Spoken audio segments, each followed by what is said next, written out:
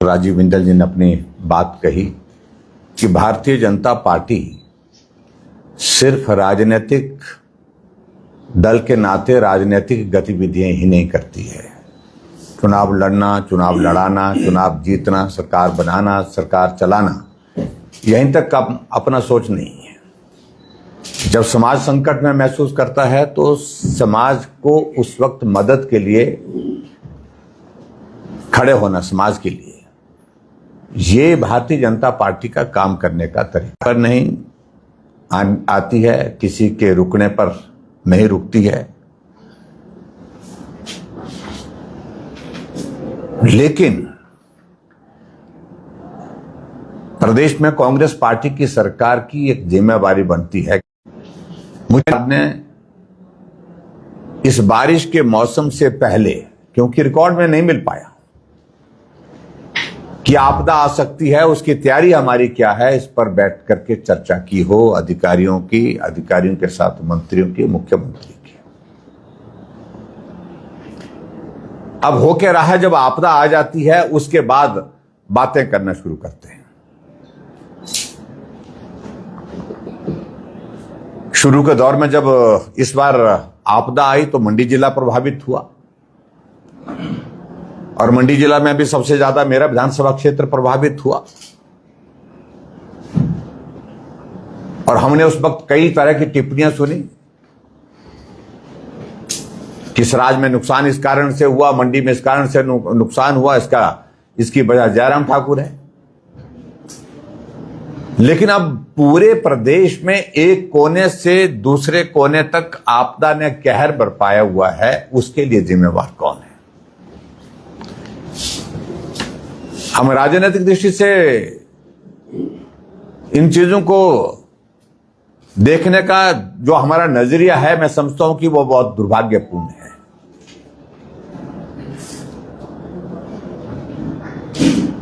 ना इस आपदा से पहले तैयारियां थी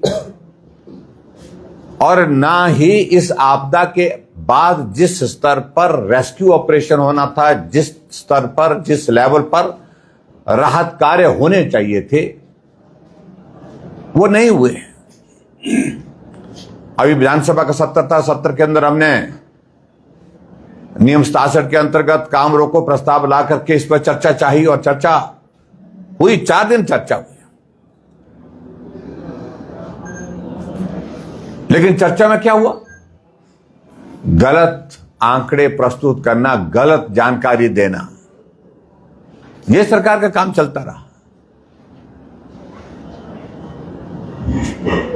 हिमाचल प्रदेश के मुख्यमंत्री जो विधानसभा के सत्र के दौरान सदन के अंदर होने चाहिए थे, सत्र में होने चाहिए थे,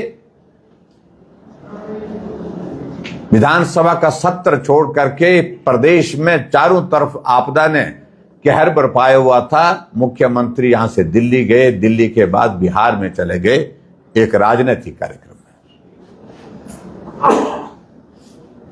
ये संवेदनहीनता की एक मिसाल मैं आपको दे रहा हूं। जब हिमाचल प्रदेश की विधानसभा के अंदर हमने पूछा कि मणि महेश की यात्रा की हम वस्तुस्थिति जानना चाहते हैं, तो सरकार की ओर से डिप्टी चीफ मिनिस्टर ने वहां पर स्टेटमेंट दी कि लगभग 3300 लोग वहां पर फंसे हुए हैं। हमने खड़े होकर के इस बात का विरोध की, खंडन किया। हमने कहा हमारी जानकारी के अनुसार यह संख्या बहुत ज्यादा है। वहां के विधायक डॉक्टर जनक राज जी ने कहा कि यह आंकड़ा 10,000 से ऊपर है जो लोग वहां पर गए हैं, फंसे हैं।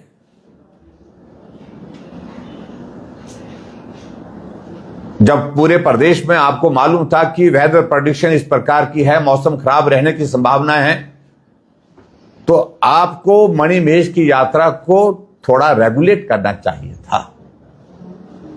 आपने रजिस्ट्रेशन करके उनको जाने दिया गया, और उसके बाद संकट आया तो वहां पर फंसे रहे। और फिर हमको यह कहा गया कि 3300 के लोग आते हैं, और उनका स्टेटमेंट फिर आता है उस बात को लेकर के 15,000 के करीब यात्री वहां मणिमहेश की यात्रा में गए थे, उनमें से 10,000 लोगों को हमने वहां से रेस्क्यू किया है। हमने कहा कि रेस्क्यू किया है, अपने आप वो लोग आकर के चल करके पहुंचे। कहा कि हमने वहां पर रेवेन्यू मिनिस्टर को भेजा है, वो पैदल चल करके भरवार पहुंचे। वो चले होंगे, कहीं गाड़ी में गए, कहीं चले होंगे, वो बात उस पर मैं कुछ ज्यादा टिप्पणी नहीं करना चाहता हूं। लेकिन मैं एक बात मैं जरूर कहना चाहता हूं, जब रेवेन्यू मिनिस्टर कहीं स्टेटमेंट दे रहे थे कि मैंने डीएसपी खड़े किए हैं रास्ते में, कहीं शायद ऐसा जिक्र कर रहे थे 3 डीएसपी खड़े किए हैं, लेकिन उस सामने जो उस दर्द को झेल करके पीड़ा के दौर में से गुजर करके जो श्रद्धालु वहां पर उनके सामने थे, सामने ही उनके बोला झूठ बोल रहे हैं, कोई एक आदमी नहीं, व्यवस्था नाम का कोई वहां पर जिक्र नहीं है। हम 50 किलोमीटर से ज्यादा पैदल चल करके यहां पर पहुंचे और वो इंटरव्यू देने वाले एक नहीं था, 20 लोगों ने सोशल मीडिया में इंटरव्यू दिए। पूरा चंबा देश से कट गया, हफ्ता भर कोई कनेक्टिविटी नहीं रही, लेकिन उसके बावजूद भी कह रहे कि हम बहुत अच्छा कर रहे हैं। हम मानते हैं कि आपदा के कारण ये सारी चीजें होती हैं। मैंने विधानसभा के अंदर पूछा कि क्या आपने आर्मी के हेलीकॉप्टर रेस्क्यू ऑपरेशन के लिए, राहत कार्य के लिए उसका रिक्विजिशन किया क्या? डिप्टी चीफ मिनिस्टर ने विधानसभा के अंदर कहा कि 4 हेलीकॉप्टर लगे। बाद में मालूम पड़ा कि 4 हेलीकॉप्टर वो नहीं थे, आर्मी के हेलीकॉप्टर नहीं थे, वो हेलीकॉप्टर जो टेंडर की एक प्रक्रिया में से यहां पर श्रद्धालुओं को ले जाने और लाने के लिए लगाए जाते हैं, वो हेलीकॉप्टर। तो उसमें भी 2 हेलीकॉप्टर दूसरे दिन चले गए थे वापस। यानी कि आप आंकड़ों को छुपा करके, तथ्यों को छुपा करके क्या हासिल करना चाहते हैं? ये बहुत दुर्भाग्य है हिमाचल प्रदेश में, जब से कांग्रेस पार्टी की सरकार बनी है, सिर्फ झूठ और झूठ बोलती है। सत्ता में आने से पहले भी झूठ बोल करके सत्ता में आए और सत्ता में आने के बाद भी झूठ बोल करके सत्ता को चला रहे।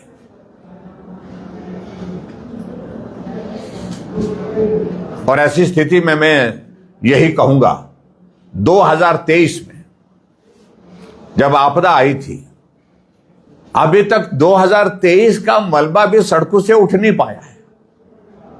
या तो सड़क के इस कोने में पड़ा हुआ है या सड़क के उस कोने में पड़ा हुआ है। एक ही गीत गाते हैं, केंद्र मदद नहीं कर रहा, केंद्र कुछ नहीं दे रहा है, केंद्र कुछ नहीं कर रहा है। हिमाचल के इतिहास में आज तक जो डिजास्टर में सबसे ज्यादा मदद की है तो भारतीय जनता पार्टी की केंद्र सरकार, मोदी जी के नेतृत्व में सरकार ने की है। 2023 से अभी तक 5,300 करोड़ रुपीस एसडीआरएफ, एनडीआरएफ का प्रदेश को मिल चुका है। लेकिन प्रश्न पैदा होता है कि क्या वो पैसा आपने सही तरीके से उन पात्र व्यक्तियों तक पहुंचाया, प्रभावित लोगों को दिया, जिनके घर चले गए, परिवार के सदस्य चले गए, जमीन चले गई, बगीचा चला गया, पशुशाला चले गई, उनको मिला क्या? बहुत कम मिला। 2023 में मुख्यमंत्री ने घोषणा की कि 4,500 करोड़ रुपए का पैकेज मैं ऐलान करता हूं। और अभी विधानसभा के प्रश्न के उत्तर में जब हमने पूछा उस पैकेज के अगेंस्ट 4,500 में से कितना पैसा खर्च किया, आंकड़ा 300 करोड़ को भी टच नहीं कर पाया। ये बहुत दुर्भाग्य है कि प्रदेश का मुख्यमंत्री आपदा से प्रभावित लोगों के बारे में भी, उनके लिए भी झूठ बोलते हैं। और उसमें 93,000 मकान तो वो थे जो प्रधानमंत्री आवास योजना की, वो भी उस पैकेज का हिस्सा बनाया।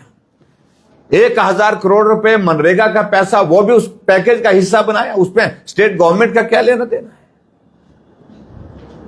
और कहा कि हम इस राशि को बढ़ा करके किसी का घर चला जाएगा तो हम उसको 7 लाख रुपए देंगे। बहुत बड़ा दुख होता है। और हिमाचल प्रदेश सरकार जो पैसा केंद्र से आया है आपदा प्रभावितों के लिए, उससे सरकार चलाना चाहती है। ये मैं समझता हूं बहुत दुर्भाग्य है। उसको उससे सत्ता चलाना चाहते हैं। अभी भी यही शोर डाला गया था जब आपदा आई। ये हिमाचल के इतिहास में पहली बार हुआ कि सारे के सारे सांसद, पार्टी के प्रदेश के अध्यक्ष, मैं भी स्वयं उसमें शामिल हुआ, दिल्ली जाकर के गृह मंत्री जी से मिले, हम जाकर के गडकरी जी से मिले, हम जाकर के फाइनेंस मिनिस्टर से मिले, और सब लोगों ने एक स्वर में बात कही कि हिमाचल की मदद होनी चाहिए। और उसके बाद 2006 करोड़ रुपए हिमाचल के लिए स्वीकृत एनडीआरएफ के तहत जो ओवर एंड अबव पैसा जो है, जिसमें 451 करोड़ रुपए जो है जारी भी कर दिया। फिर भी उसके बावजूद कहते हैं कुछ नहीं मिला। ये छोटे से हिमाचल प्रदेश में जहां 371 लोगों की जिंदगी अभी तक चले गई, 41 लोग ऐसे हैं जिनका शरीर, जिनकी अभी तक तलाश है, जो मिले नहीं है, मिसिंग है। परिवार के लोग दर दर भटक करके ढूंढ रहे।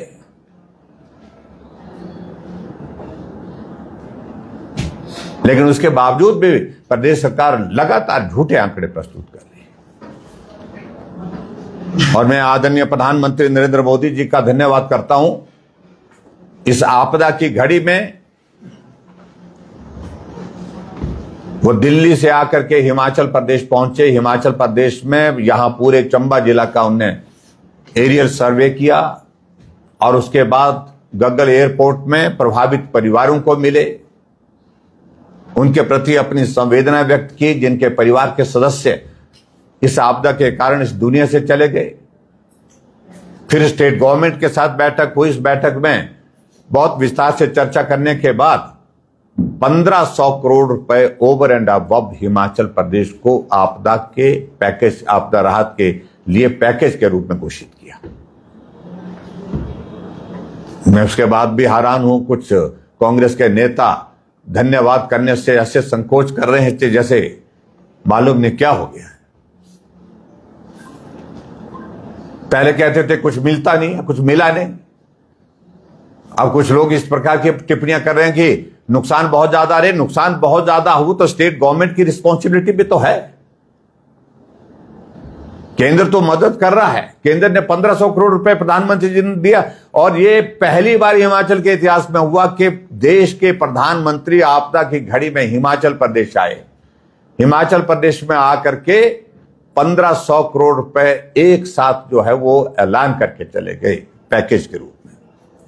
कोई प्रधानमंत्री आज तक 1500 करोड़ रुपए एक साथ नहीं दे पाया है हिमाचल के लिए। दिया है तो नरेंद्र मोदी जी ने दिया, जिसके लिए हम उनका हृदय से धन्यवाद करते हैं।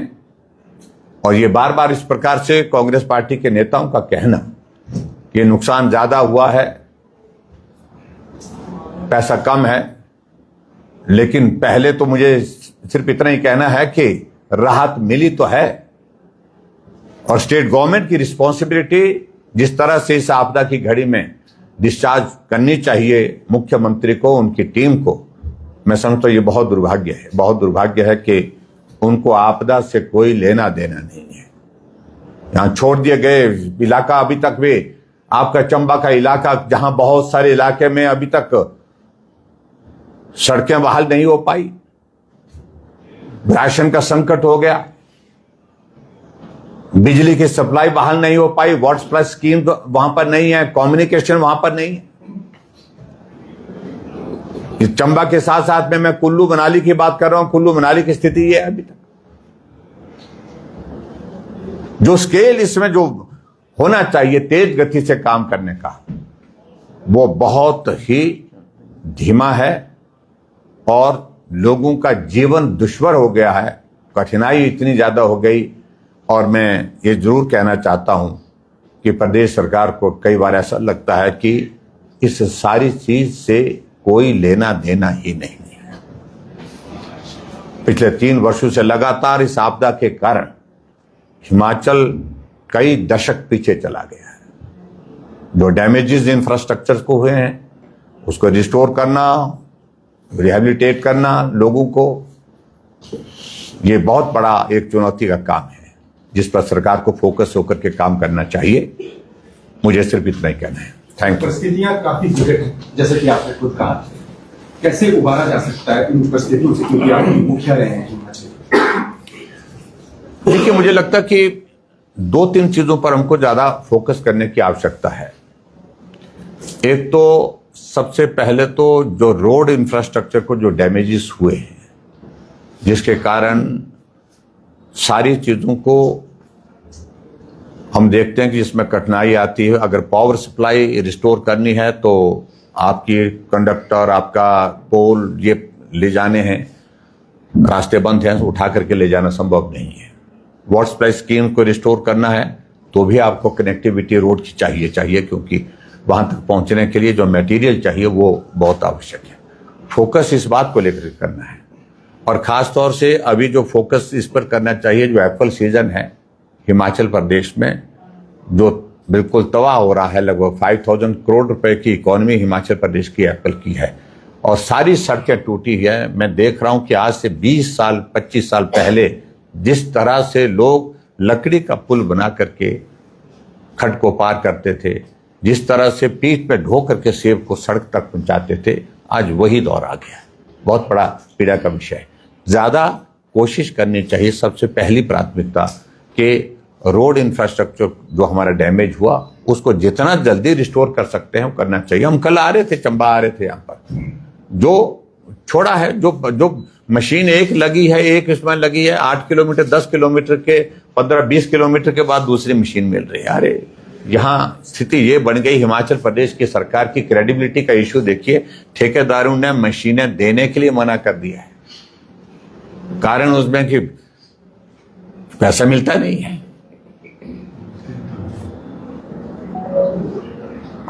और हमने तो अपने वहां पर उस वक्त के दौर में 25 मशीनें हमने अपने इस पर लगाई, तब जाकर के रास्ते खुल पाए। मेरे कहने का मतलब है सरकार की क्रेडिबिलिटी पर बहुत बड़ा प्रश्न है। सबसे पहले तो इंफ्रास्ट्रक्चर को रिस्टोर करने के लिए, और उसके बाद प्रभावित परिवारों को इमीडिएट राहत देने का काम करना चाहिए। जो लोग अपना घर छोड़ करके दूसरी जगह शेल्टर में रह रहे हैं, इसके लिए मदद करनी चाहिए इस वक्त संकट की घड़ी में। सर, एक आरोप लगा रही है, कांग्रेस भी लगा रही है, सरकार भी लगा रही है, बार बार ये कह रही है, लेकिन हकीकत तो है ये 1500 करोड़ हिमाचल को मिले हैं। चंबा आकांक्षी जिला है, क्या इसके लिए कोई स्पेशल पैकेज की भी मांग उठाई जाएगी? नहीं, देखिए, ये ऐसा है कि जो 1500 करोड़ रुपए जो मिला है हिमाचल प्रदेश के लिए, इसकी डिटेल्स उसकी आने वाली है, और मुझे लगता है कि अब स्टेट गवर्नमेंट की डिस्क्रिप्शन पर है। स्टेट गवर्नमेंट इस पैसे को किस प्रकार से खर्च करती है, लेकिन हमारा इतना जरूर है कि ईमानदारी से काम हो, पारदर्शिता के साथ काम हो, और ये पैसा प्रभावित इलाकों में काम के लिए लगे, प्रभावित परिवारों की मदद के लिए लगे। सर, भरमौर में इतनी बड़ी आपदा आई है, क्या तमन्ना जी को भरमौर में दौरा नहीं करना चाहिए था? मुझे लगता है कि आएंगे, वो भी जल्दी बोला है उन्हें।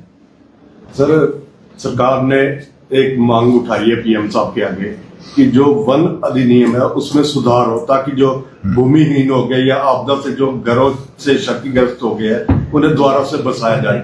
क्या विपक्ष भी इसका पुरजोर समर्थन करे? देखिए, विधानसभा के अंदर इस सारे विषय को लेकर के चर्चा हुई है, और विधानसभा में अब की बार कांग्रेस ने प्रस्ताव लाया, गवर्नमेंट ने प्रस्ताव लाया कि हिमाचल प्रदेश को आपदा राज्य घोषित किया जाए, और हमने उसमें समर्थन किया है।